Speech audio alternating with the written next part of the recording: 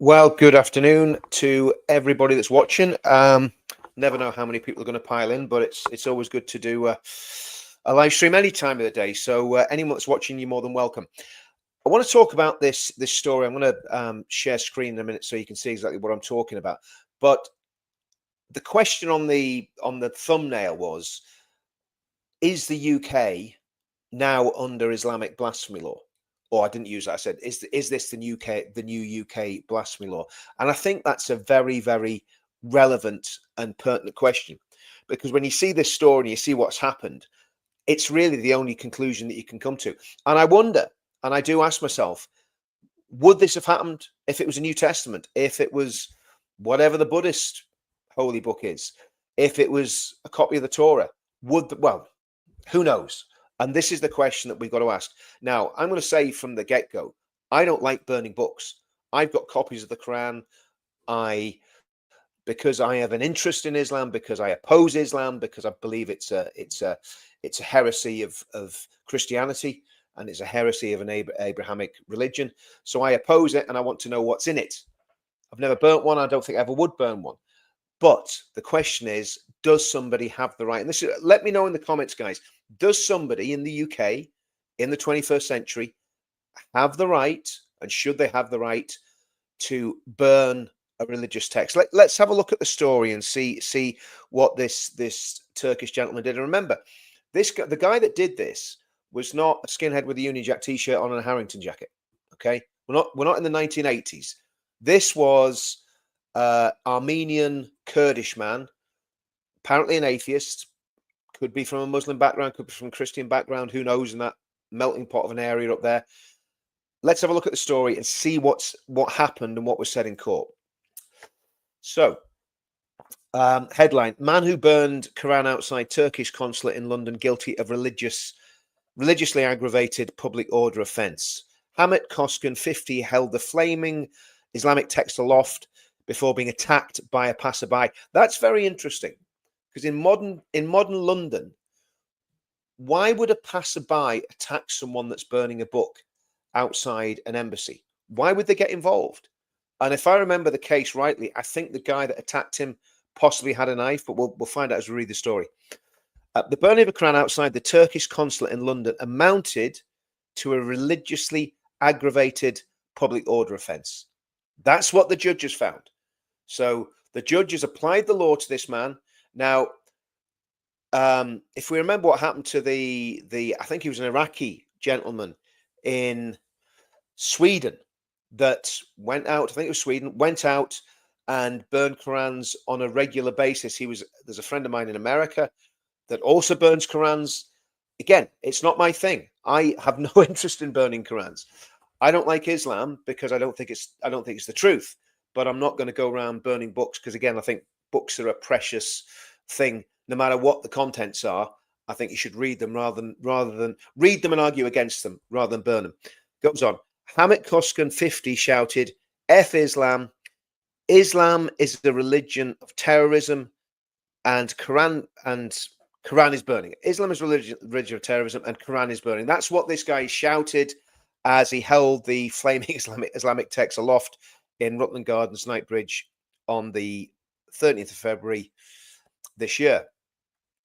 So the judge goes on to say, Koskin was found guilty of a religiously aggravated public order offence of using disorderly behaviour within the hearing or sight of a person likely to be caused harassment, alarm, or distress.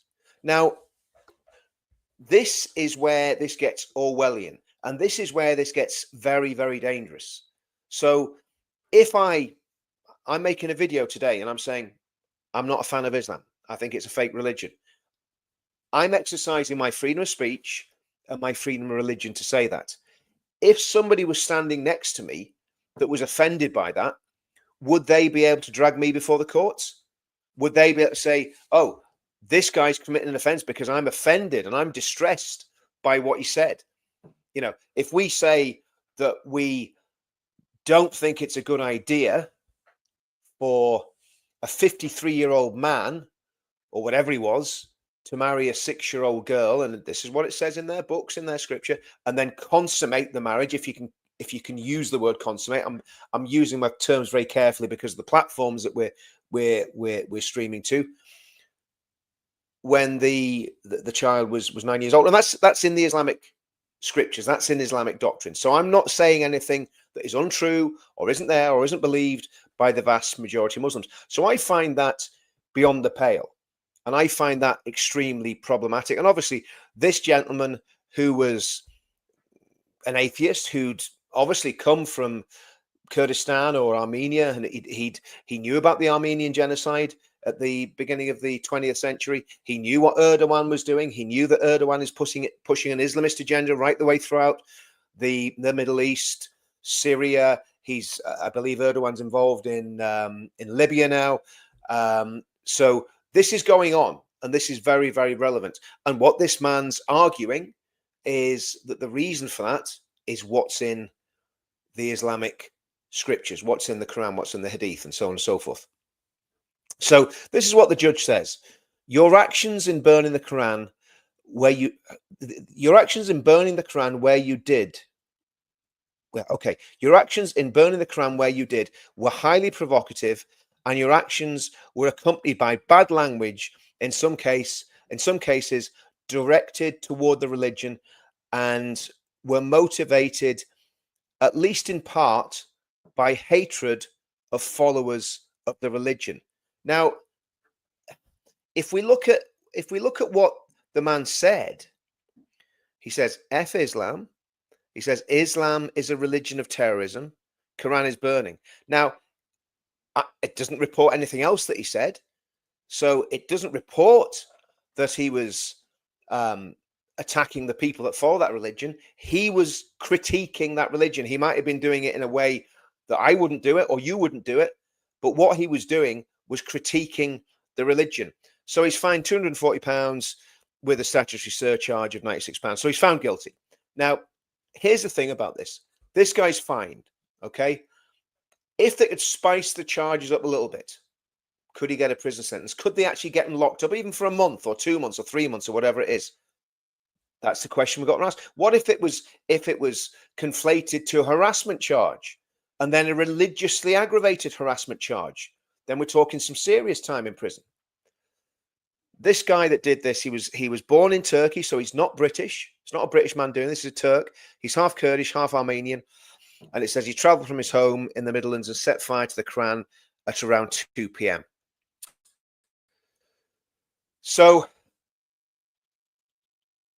the question is, do we now have a blasphemy law in the UK? I mean, I could read through the rest of it, but I think that actually we will read a little bit more because the rest of it's relevant. So as we read down, we find out in footage captured on a mobile phone by a passerby that was shown to the court, a man approached and asked Koskan why he was burning a copy of the religious text. Koskan can be heard making reference to terrorist, and the man called the defendant an effing idiot. Okay, the man approached him, allegedly holding a knife or bladed article, and appeared to slash out at him. So this guy's burning a Quran, okay, which, as far as I know, there is no, well, of course, now it appears there is a law against burning the Quran. But as far as I knew, it wasn't illegal to burn a Quran. So he's burning a Quran, and yet the guy that attacks him with a knife, so it says the man approached him, allegedly holding a knife or a bladed article, and appeared to slash out at him. So this guy tries to stab him, which I think pretty much sounds like attempted murder. This guy tries to stab the guy burning the Quran, and yet, as far as I know, the guy that had the knife hasn't been arrested, hasn't been charged with anything. No, the only guy that's been charged is the guy that is standing there burning the Quran. The man chased Koskin, and the defendant stumbled forward and fell to the ground, dropping the Quran, the footage showed. Koskin was spat at, that's assault. Kicked by the man, that's assault. The man said, burning the Quran, it's my religion, you don't burn the Quran. Koskin had posted on social media that he was protesting against the Islamist government of Turkish President Erdogan, who the defendant allegedly said has made Turkey a base for radical Islamists and is trying to establish a Sharia regime. Well, from what I know of Turkey and from what I know of current events and current affairs in the Middle East, that seems to be pretty accurate. In fact, very accurate. The defendant, who's an atheist, believes that he protested peacefully and burning the Quran amounted to freedom of expression, the court heard. His fees are being paid for by the Free Speech Union and the National Secular Society. So what do we think about this? What do we think? Was he justified in doing what he was doing? Just let me know in the comments what you think about this. I'm going to look at some of these comments here. Yeah, that's absolutely true. Now, I haven't seen people burning the Bible. They probably do it. I haven't seen it. I must admit, I would be massively offended if somebody burnt the Bible. I would find that I would have a problem with that. And if I saw someone burning a Bible, I'd probably go and intervene and try and stop them burning the Bible. Maybe. I don't know. So I'm not saying that it's okay to burn people's religious books. But this is the thing. It's the double standard again. So this guy's burning a book, right? Which I consider to be just, it's not a holy book. It's not scripture. It's, in my opinion, false, fake religion, right? Let's have a look. Hey, Richard, if it was any other book, yeah, exactly. That's exactly right, Kelly. If it was any other book, they would be getting, go straight to the top of the class, right? So look, we should have the right, although, yeah, exactly right. I think that's the key here. People should have the right to do it. I wouldn't like to think of someone burning the Bible, right? I wouldn't like to think it, because to me, the Bible's precious. It's the word of God. It's true. So I wouldn't be happy with that, right? But at the same time, if somebody did it, would I want them to be dragged through the courts for doing it? No. I would go and argue with them why it was a bad idea to do it. It doesn't make any sense. Very pleased and relieved to see you back on with Put. Yeah, Jane, do you know what? I've been doing a lot of stuff. I've been doing a lot of streams on my new channel called Counter Media. And please, guys, please go to Counter Media and subscribe to the channel. Obviously, it's on YouTube. Just go onto YouTube, type in Counter Media. You should find it straight away. But yeah, I mean, the reality is that burning a book should not be a criminal offense, no matter how distasteful we find it. And like everybody's saying in the comments, if it was any other book, would there be a problem with it? I mean, Mein Kampf's a vile book. I wouldn't burn it. The Communist Manifesto is a vile book. I wouldn't burn it. There's loads of books out there that are absolutely horrendous. Some of them just aren't reading. So maybe they do need burned. But the problem is with this is it is the first stage in imposing a blasphemy law on the United Kingdom. If you own the book, yeah, exactly. Yeah, exactly right. That's a very good point. If you own the book, you've got a right to do with it whatever you want. I think that's absolutely true. Scary times. Soon will be the Islamophobia, hate speech laws to add to it. I think that's going to happen. And I think those of us who, and I believe quite rightly so, are critiquing Islam and not attacking Muslims, and everyone know that when we're talking about Islam, we don't attack Muslim people. We're talking about the ideology and the doctrines and whether it's true or whether it's not true. And again, atheists don't believe Christianity. This guy's is an atheist. I mean, no doubt he'd probably do the same to the Bible. He doesn't believe the Bible's true either. I do believe the Bible's true.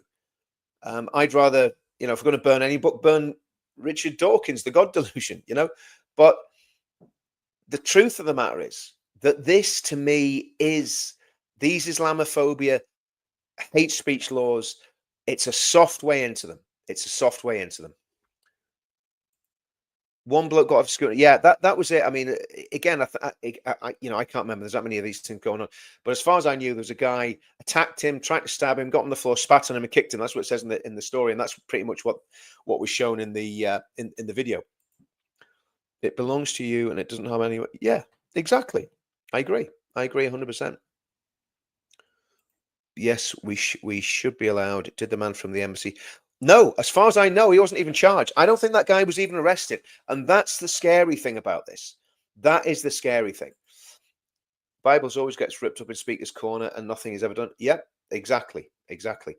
And again, as much as I find it offensive and I find it something really disgusting to desecrate a Bible, I don't think it should be a criminal offense because yes, it's a waste of a perfectly good Bible, which somebody could read, and you'd be far more profitable reading it than ripping it up. I mean, I remember mates of mine that were in prison during the Troubles would tell me they used to, roll cigarettes using pages from the Bible. And there was one guy years ago I heard speaking in a church, and I think he kind of got halfway through the New Testament and then read something before he rolled his cigarette and then realized that the Bible was true and he became a Christian. But again, not an ideal use of the Bible, using it to roll cigarettes, but it's not and shouldn't be an offense that somebody's dragged through the courts from. This was deliberately done to bring blasphemy laws. Yeah, exactly right. That's what I think. That's exactly what I think. Well, do you know what? I haven't got anyone moderating on this, and I haven't got anyone delete, and I don't have time to delete comments, so I don't know why your message disappeared unless it was grossly offensive. Got to be careful with these grossly offensive messages. Okay. Hello, I've caught your live stream today. Oh yes, by the way, guys, I'm going live tonight at 8 p.m. with David Vance. So by all means, tune into that. It's going to be interesting to see how the Americans react to this, because obviously the Americans, we're on the radar. When I say we, the British, and not us, the absolute vile reprobates that that basically control us, and they do control us because we can't, on this platform, we can't speak freely. On Facebook, you can't speak freely. Twitter, yeah, Twitter's okay. You can say, I know some of you are watching this on Twitter, you can pretty much say what you want. But the reality is we don't have free speech. And I've said this before, and this is something that I think there needs to be actually pushed back to the Americans on this, because the major platforms, Google, Meta, it's really just Google and Meta, isn't it? The other option is Twitter or X. Those major platforms do not allow complete free speech. They have community guidelines. Now, some of the community guidelines are obviously a good idea, but ones that are affecting free speech, especially when it comes to the likes of freedom of religion, etc., they're not a good idea. And I think when you think about what's just happened in Colorado, where obviously an Islamist terrorist has just attacked, I don't know whether they were Jewish people or not, but just attacked people and basically try to set them on fire. Again, I'm not exactly sure what happened there. There was talk of a terrorist attack in Ireland yesterday. There's all sorts of stuff going on, and it all seems to be swirling around the Israel-Gaza conflict. And you think about those two young people, and I believe they're actually Christians. They were Messianic Jews. They were Jewish Christians. Were shot dead in Washington D.C. What, 2 weeks ago? Less than 2 weeks ago. And this is what we're dealing with in the UK, and it's very worrying. Yeah, absolutely. Christianity is the enemy in the communist. What we're fighting against. We're fighting against two equally evil forces. We're fighting against Islamists, which are basically Muslim Brotherhood, Jamaati Islami, extremists who are wanting to take over our country. And I must say fighting, I'm not talking about physically fighting, it's fighting ideologically, fighting in the battle of ideas and the battle of free speech. And we're fighting against communists and these crazy woke progressives. And at the heart of it, and I keep coming back to it, and I know people are going to think, Richard, you're like a broken record, will you give over? But at the heart of it, the battle is between Christianity and fake religion. It's really as simple as that. Whether it's the woke ideology, which is becoming like a religion, or whether it's the Islamists who want to enforce their political will on the country. And of course, again, the problem that we've got is the wider that we open the borders, the more problems are going to come in. It's as simple as that. If we've got people coming from Somalia, coming from Pakistan, Afghanistan, Iraq, Syria, Libya, on and on it goes, and they don't share our ideals and they don't share our morality, it can only go one way. And, you know, people talk about multiculturalism. Multiculturalism is a very bad idea. What I want is integrationism, where people come together and mix together and get on together and try to build the United Kingdom up as a strong, prosperous, peaceful country. That's not multiculturalism. Multiculturalism is people living in these little silos. So you have your Muslim community, you have your African community, you have your Jewish community, and never the twain will meet. They never meet together. And then here you have your white English community.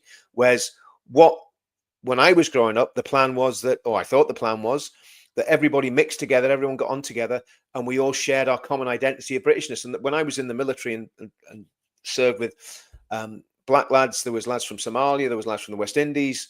We were all the same. We all liked going out for a beer, having a laugh, you know, watching football, all the stuff that normal people do. But now that seems to have changed to a great extent, and people are identifying with their own racial background rather than identifying with the nation state.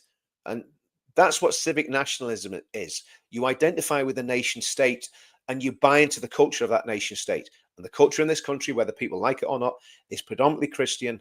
And that's where all our values have come from. That's where our cultures come from. And again, like I keep saying, that's why we need to very seriously take a look at getting back to that and understanding why that's our culture. And has it been a good thing or has it been a bad thing? Obviously, I'm biased. I'm convinced that the Christian culture of the UK has been a good thing, but you might have a completely different idea to that. And you might not agree with me on civic nationalism either. Let me know in the comments, because that's what this is about. It's about understanding where everybody's coming from. Turkey is a bad country apart from being an Islamic Sharia country. They're slaughtering animals. Well, yeah, I mean, you know, there's a lot of problems in these places where the ideology and the religion is completely different to ours. No blasphemy laws in the UK, no Sharia. Yeah, I agree with that 100%. We don't want blasphemy laws. We don't want Sharia law. And if we did have blasphemy laws, I'd prefer that they were protecting Christianity rather than protecting other religions. He's burnt a guy that tells people it's okay. Yeah, well, yeah, I get that. Okay. In the UK, you can mock and ridicule any religion except Islam. That's the Batley School too. Yeah, that's a very good point. That guy is still in hiding.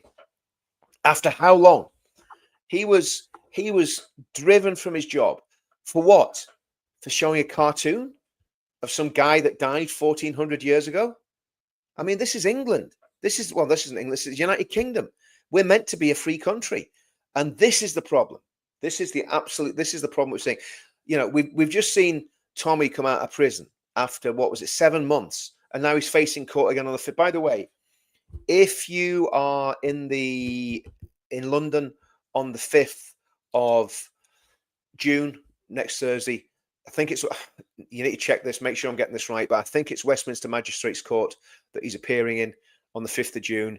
As far as I know, last time I was in comms with him, he wants a crowd there. He wants people to go, because if they try and remand him, he wants a lot of very, very noisy, peaceful protesting outside the court, because it would be taking liberties to such a massive extent if they try to remand him on the 5th of June. But the way this two-tier key is working, and the way that the legal system seems to be being manipulated, anything's possible. And we know that they want him off the streets. That's why they keep exposing him to lawfare. And like Mark Stein always used to say, the process is the punishment. That's what it's all about. Put you under so much pressure, financial, family, whatever it is they compile on you, hoping that you'll break and you back down and you crack. Luckily, he's not made of that sort of stuff. And none of us are. We're not going to back down. We're not going to go away. As that evil man, Jerry Adams, famously said, we haven't gone away, you know. Well, we're not going to go away either. We're staying here for the long haul. We're going to fight this out. It's not about destroying a book. It's what the It's not about destroying it, it's about what the contents, the teachings, and revered deity of the book means to those who believe its content. I think you're agreeing with me there. I'm not sure. Just if you want to just clarify that. There we go. Blessings to you all from Ireland. Thanks very much for that. Really, really appreciate that. I'm guessing you're just down the road from me. But this is the thing. What we've been doing, just to whoever era first is, just to let you know, we've been going outside Belfast City Hall. We've done it once a month where we're having protests. They're getting bigger every single time. And we'll be standing there with Red Hand of Ulster Union flags and Irish tricolours together. And I think that's a fantastic thing. And I think we should keep doing that. And we should keep the flags there and not be bullied or intimidated into not having those flags. The thing is, we're a Christian country. These invaders should abide by our laws. I agree. 100%. Absolutely. Live by our laws or leave. That's what I said in 2018 in a speech I made, ended up on the BBC. Live by our laws or leave. Truth and falsehood, what's good and what's evil. They are bringing yogis and such, which isn't Christian. Yep. Multiculturalism has never ever worked. No, it hasn't. It's never worked and it can't work, especially when one of the cultures is very aggressive, very supremacist, and wants to dominate every other culture. And of course, I'm not talking about Christianity when I'm talking about that. How do we say, folks, that voting for Undeclared party that has a Muslim in a key position? Guys, this is Annie H. I'm glad you said that because I've been banging that drum for a long time. I've been getting no thanks for it. I've been getting loads of grief for it.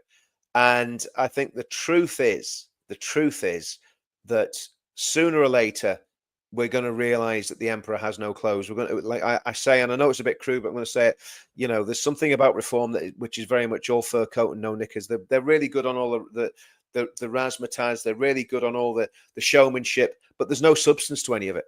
And I'm hoping that Ben Habib, Rupert Lowe, UKIP, SDP, maybe some of the good people in the Conservative Party, because I believe there are a few good people, and they're not many, but I believe there's a couple, will get together and form a coalition that will challenge what Farage is up to, because I don't believe Farage is the real deal. That's my problem. When a lot of people attack me for attacking Farage, and I'm not attacking him personally. I don't know anything about his personal life. I don't care.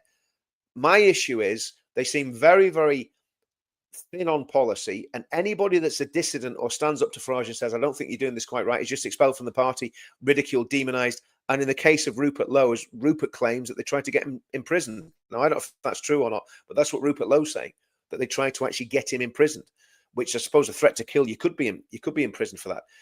Absolutely scandalous, disgusting behavior. And Mohammed Zia Yusuf, I mean, what's his purpose in the party apart from being a hatchet man and getting rid of good people? Okay. The Quran is more of an instructional manual than a religious book like the Bible, in my opinion. Yeah, it does seem to be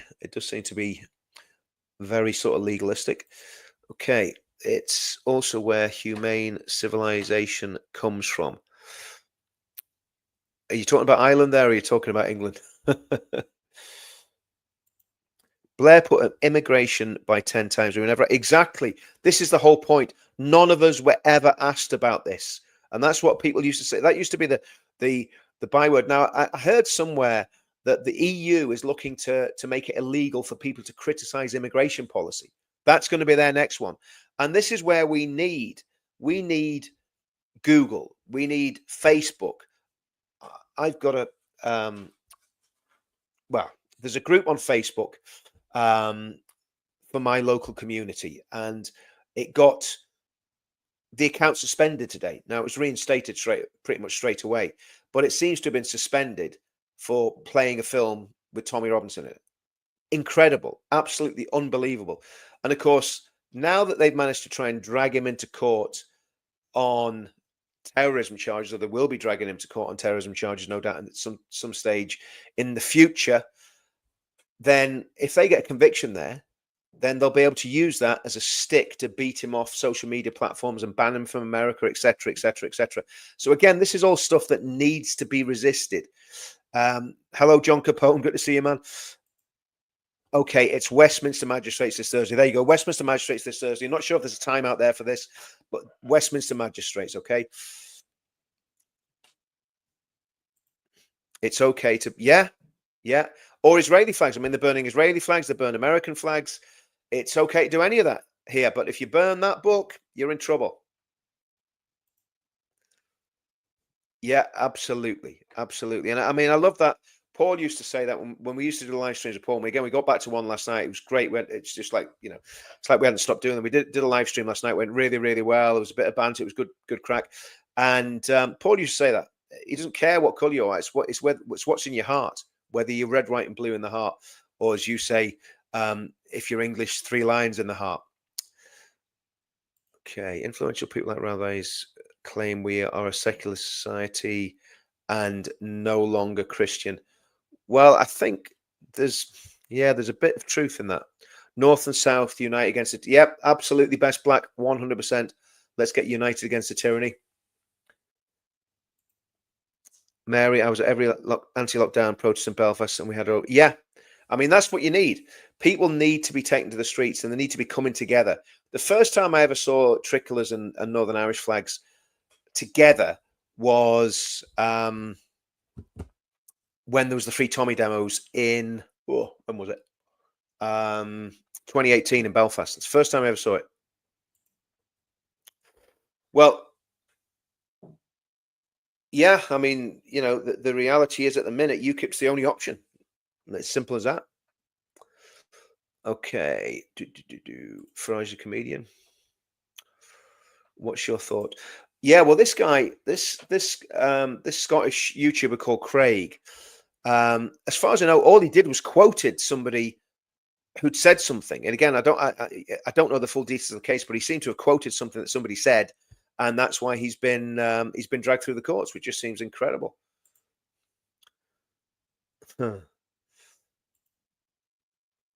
Living in Wigan, we did not vote for them, so the Islamification is ongoing. HMOs, Pakistan. You see, this is the problem as well. The HMOs are a massive problem because there's a lot of the people that were involved in the grooming scandal. When we did the films, when we made the films in Telford, we found out that a lot of those people that were involved in that scandal, they had HMOs. Now, we just didn't have the resources to go and look at the HMOs. But think about this. A lot of those HMOs, they have migrants living in them. And what's one of the girls that was, I'm not going to say her name, but one of the girls that was in one of the episodes of Rape of Britain said that the young girls were getting put into HMOs with what they call freshie migrants. So in other words, migrants that were just off the boat. And what she said was the most brutal of these men were the freshie migrants. Now, obviously, girls that are getting put into HMOs, they're probably over 16, because obviously until you're 16, you're under the care of the state. Once they're 16, they're pretty much on their own, but they're still children. And again, this woman who's probably now in her late 30s, she was abused and trafficked and sexually assaulted right the way through her teens and her 20s. So it didn't just stop when she reached 16 and they didn't go, oh, you're 16, we're not going to bother you anymore. They carried on trafficking her and abusing her, beating her, doing the most vile things to her. And, when you talk to those very, very brave young women that went through that, you realize that there is something extremely sinister. These gangs are sadistic in the extreme. And they're the ones that are, a lot of these people are owning the HMOs. And what people got to understand, in the UK, there is a Pakistani Muslim mafia, without a shadow of doubt, runs up and down the spine of the country. They're into, obviously, trafficking children for sex, drug dealing, heroin dealing, cocaine dealing now, money laundering, um, people trafficking, immigration fraud, election fraud. It's real. This is a real thing, and we uncovered so much that we haven't talked about when we made those films. But again, it's about resources. It's about having the resource. And again, you can't talk about anything, and you can't name names.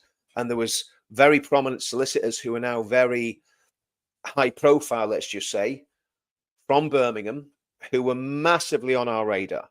And if you've been watching the news and you've seen certain names mentioned and certain people becoming very, very vocal, well, those were some of the people that we were looking at, and they were involved in the legal profession. I'm not going to say any more than that. I'm not going to name them because I'm not going to put my neck in that noose. But that's the reality.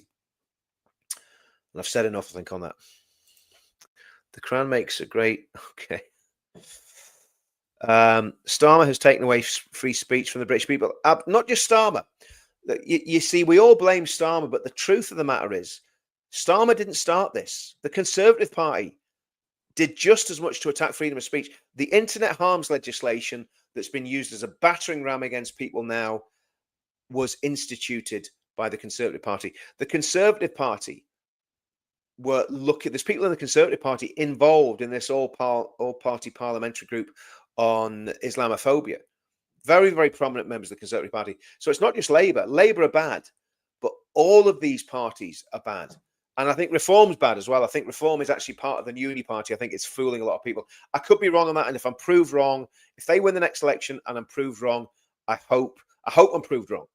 I hope they do something that I'm not expecting them to do, but I don't think I will be. I think we're going to be very disappointed with them. And that's why we need an alternative. Even if the alternative doesn't get voted in, whether it's UKIP, whether it's SDP, whether it's what Ben and people around Ben are doing, there needs to be a very viable alternative to Reform, where people on the right can say, actually, we're going to get behind this party unless you do this and this.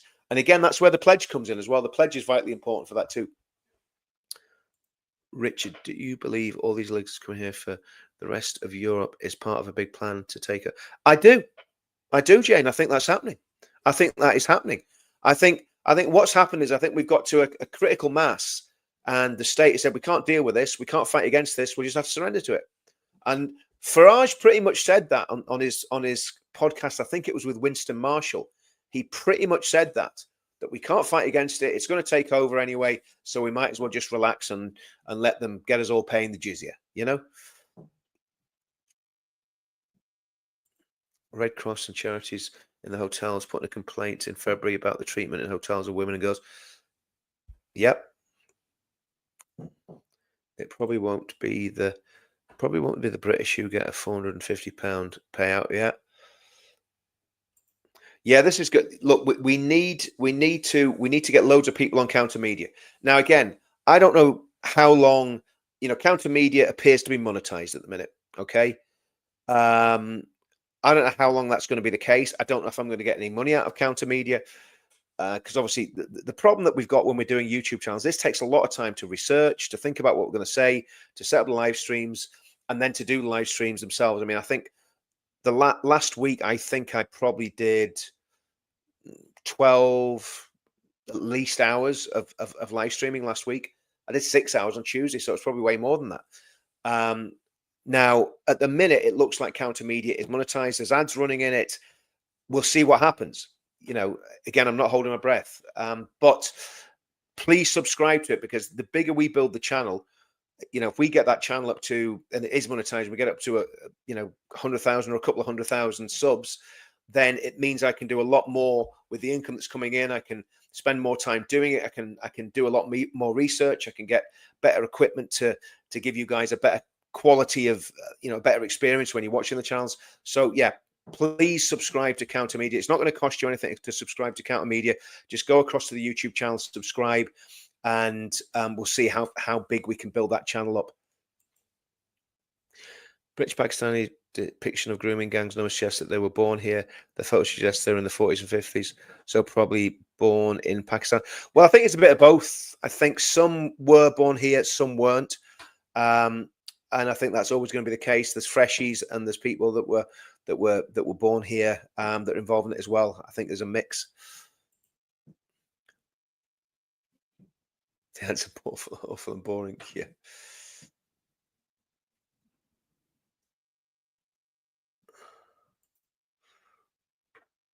If only people, if only the people that follow your normal channel would. Yeah, Sheila, that's right. I mean, I want people to follow both. I don't want people to unsubscribe from the Richard Inman channel and subscribe to Counter Media. I want them to do both because, again, like, no, actually, yesterday's wasn't inspired by pride.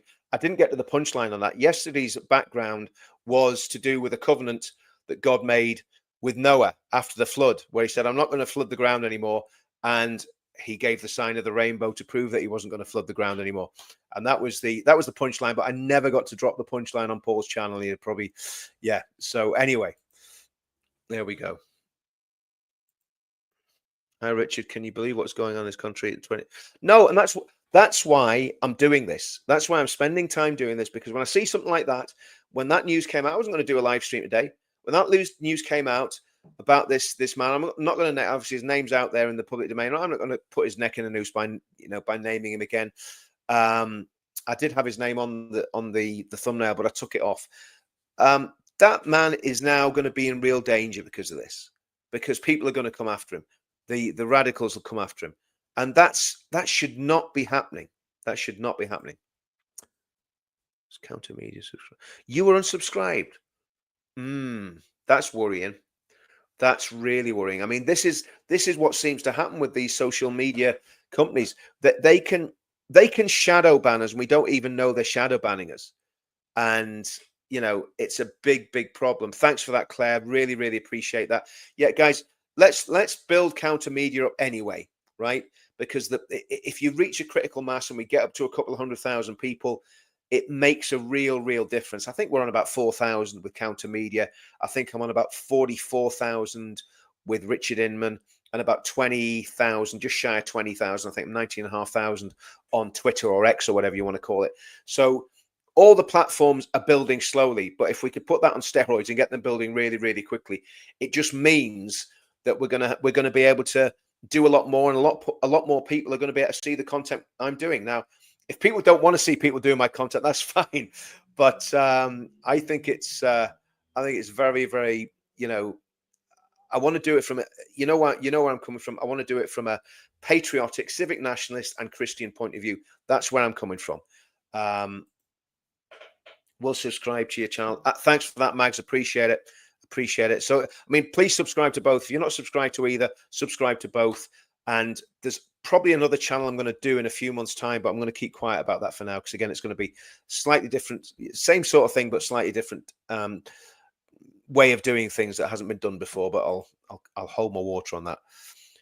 No, they do hate Christianity. You're absolutely right. You're absolutely right. Right, guys, I'm gonna dive off here. I just want to come on and talk about that, because I think it's a really bad thing that's been happening. And that guy Craig up in Scotland, that's been arrested for whatever he said on YouTube. I don't know what it is. I don't know the details of the case. I'm not going to comment on it because you can't. But I know for a fact he's the leader of the SDP in Scotland, so he's a political leader. So if that isn't a political deal going on there, I don't know what is. Richard, bless you for standing for Jesus, not being ashamed of the gospel. Ask for a hedge of protection around you and all that are standing for truth. God bless you. Jane, that is massively appreciated, because I think I've been through the worst year of my life this year. A lot of it's been my own fault, but there's been a lot of it hasn't been my own fault. And it's been extremely difficult, and I appreciate any prayer that I can get. And I'm convinced that the only way out of this is through the gospel. And I'm unashamed in saying that. And I'm talking very, very practically here, because if you're submitted to Christ and you're living in a way that is Christ-like, you're going to be able to build unity. You're going to be able to bring people together. Yes, the gospel divides, but we're not excluding people aren't Christians from our movement. But I think the more Christians are in leadership in this movement, and the more leaders become Christians, the better the outcome will be, because you're not as likely to react in ways that are not good when you're walking the walk in terms of Christianity. When you're not walking the walk, you have all sorts of problems, believe you me, right? No, I want to ban atheism, Martin. I'm going to ban all religions. That's just as authoritarian as people getting locked up for burning the Quran. And honestly, Martin, I think atheism is part of the problem. And I've said it, and it's not to insult atheists. I'm not against atheists. They're individuals that need to seek Christ. But I am against atheism because communism came out of atheism, fascism and Nazism came out of atheism, wokeism's come out of atheism. You know, Dawkins and his little acolytes have a lot to answer for. So, not going to ban all religion, not going to ban any religion. What we want is freedom of religion, because the cream always rises to the top. And as Jane says, Jesus can't be cancelled. Craig was T repeating what the counsellor. Yeah. That's what I heard. That's what I heard. It's great the SDP party went ahead with giving Craig. Yeah, I think it's fantastic. I think it's absolutely fantastic. Yes, Jesus was hated, and Jesus is still hated. You know, Jesus is still hated by people that don't trust him and don't believe in him. And that's, again, you know, these are controversial things, but I think I'm at the stage now where I'm not going to tickle people's ears. I think it's important. It's important that we promote the faith that made this country the great country that it is. Whether people believe it or not, what you can't dispute is that Christianity made Britain what it is. Whether that's good or bad is up to you to work out. I know for a fact it was good, but let's have a look. Stood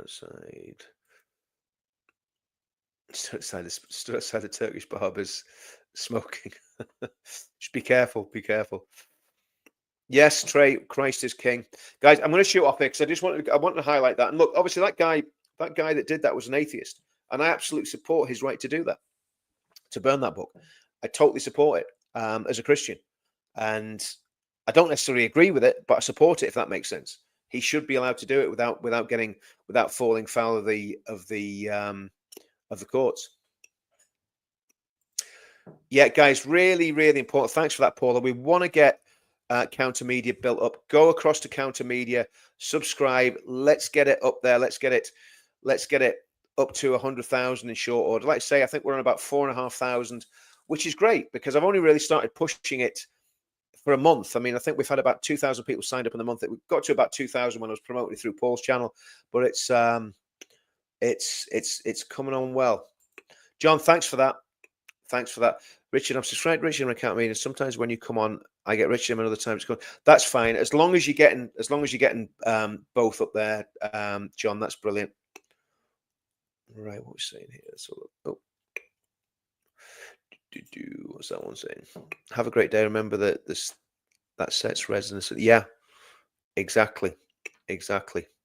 Yeah, it sets presence. If we're offended, I don't like playing that game. You know, I don't like playing the game. I don't like playing the lawfare game, but I get it.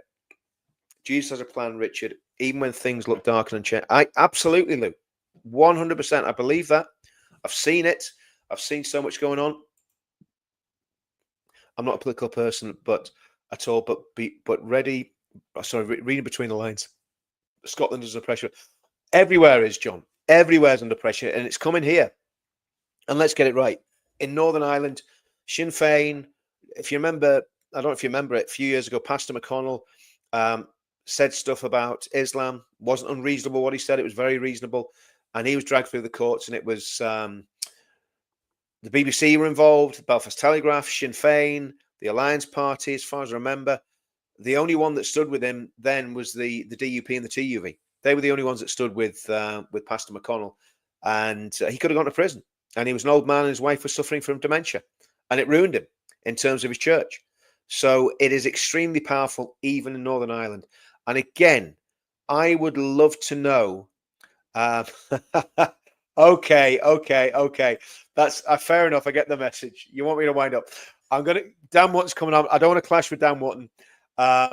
Because he has got hundreds of thousands of subscribers, so his channel's way bigger than mine.